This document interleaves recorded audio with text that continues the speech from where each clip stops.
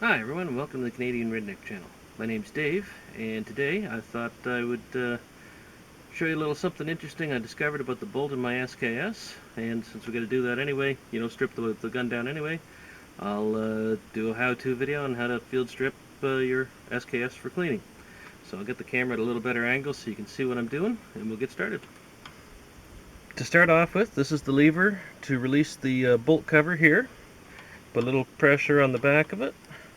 Flip the lever up around, it slides out towards you, release the pressure on the cover, it comes off. Then the spring just slides out of the back of the bolt carrier. Bolt carrier and bolt come to the back, come out the side, or come out the top, sorry. Then for your gas piston and tube, lever right here behind the foregrip, top foregrip. It slides up to the first notch up top here, and that releases the gas piston tube and back gas piston.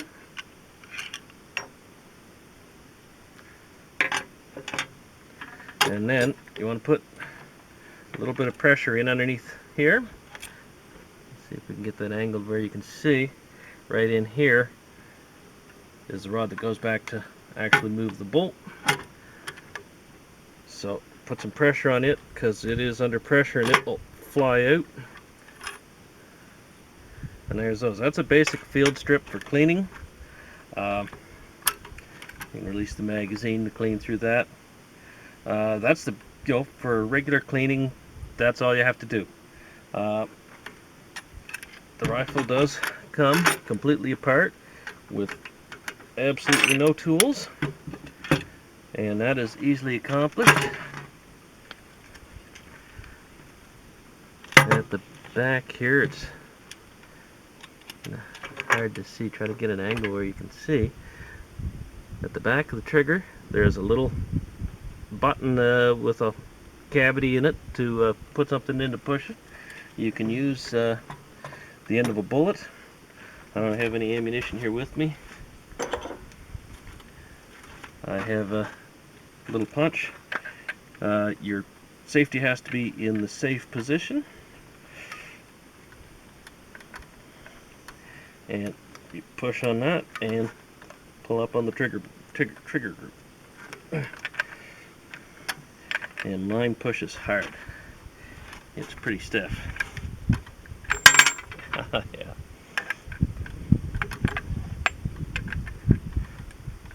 There it is. Trigger group comes out. Magazine lifts out. Like that. And you'll want to release your bayonet. And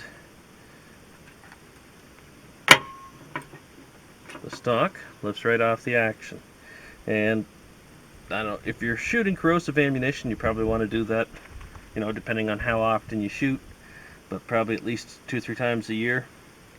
Again, like I said, depends on how much you shoot, I guess. Anyway, I'm going to put that part back together. Stock just slides in there and back down into place in the action. Inside there's a little lip to catch on the front of the magazine. Slide it into place. It fits down in.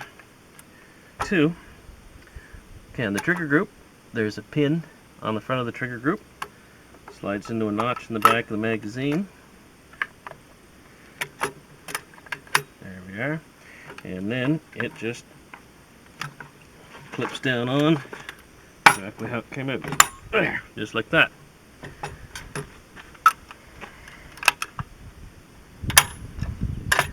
Okay. I will replace the secondary piston and rod here. Lever has to be all the way up. Want to be careful doing this. Make sure it's best to be in an enclosed area because that will fly. I know I've spent like 15 minutes crawling around on my hands and knees in the grass trying to find it, and it's no fun. So push it back into place, bring the lever back down to the first notch.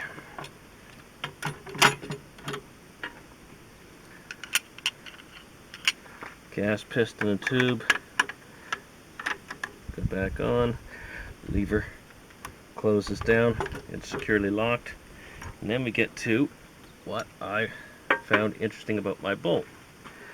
All the bolts I've seen on any of the videos, the extractor on the side is held captive by the pin for the fire that holds the firing pin in place. It has a cap on it, comes over the end here, and there's a notch in the bolt that the ejector hooks into. Mine does not. It just kind of sits down in there. There's no notch to hold it or anything else. No cap on the firing pin. And I guess what I noticed right off the bat, first time when I was cleaning the cosmoline out of this, I have the spring-loaded firing pin. My rifle, where it's a 1950, evidently is early enough, it had the spring-loaded firing pin and different bolt. So I just kind of thought that was interesting, something to note. All the ones you see on the internet, anybody doing anything with the bolts, they all had the later bolt that had the head on the pin that also held the extractor captive to the bolt. Mine does not. That's one thing you actually have to be careful of when you're cleaning it, is any kind of a hit, and it can, you know, if you rubbing it with the cloth, it can come flying off of there, and again, you want to be kind of watching what you do with that. So I always take it off and lay it aside first thing, because there's also a little spring about the size of a pen spring goes in the end of it just to hold pressure on it, to hold it on the side of the bolt. It is, I'm not sure if you can see that here, the glare on the camera, I can't see good, but it is angled, so it holds itself into place, but it doesn't take much to knock it out of there.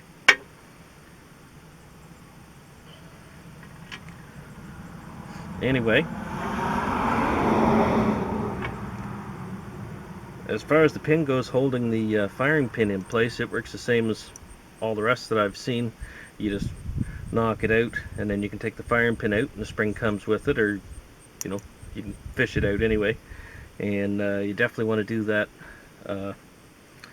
when you first get them, to get all the cosmoline cleaned out of there and get that channel cleaned out really good, because the cosmoline will dry up, harden up, and you can run into the issue, even with the spring-loaded one, you can run into the issue of slam fires and stuff. Because I know when I first got it, it was sticking a little bit. It would stick in the forward position a little bit until I cleaned the cosmoline out.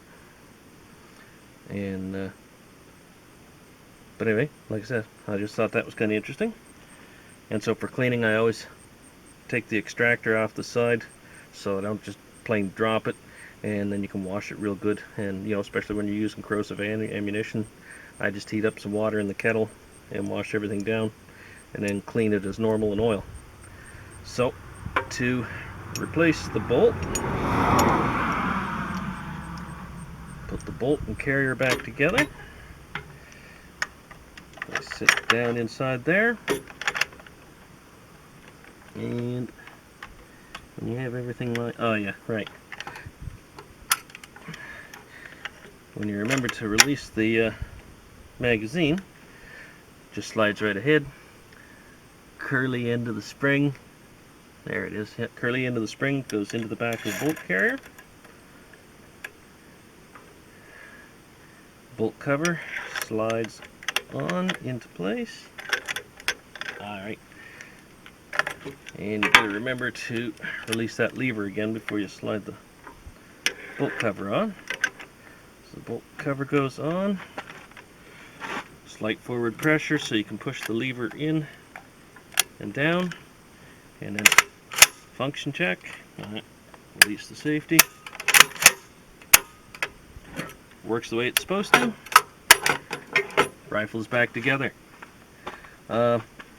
So anybody else ran into the same situation with their bolt and wondered why, I believe it is because the early ones did have the spring-loaded firing pin, as I understand it, gathered from other videos I've seen, and that's the early bolt that goes with the spring-loaded firing pin, evidently.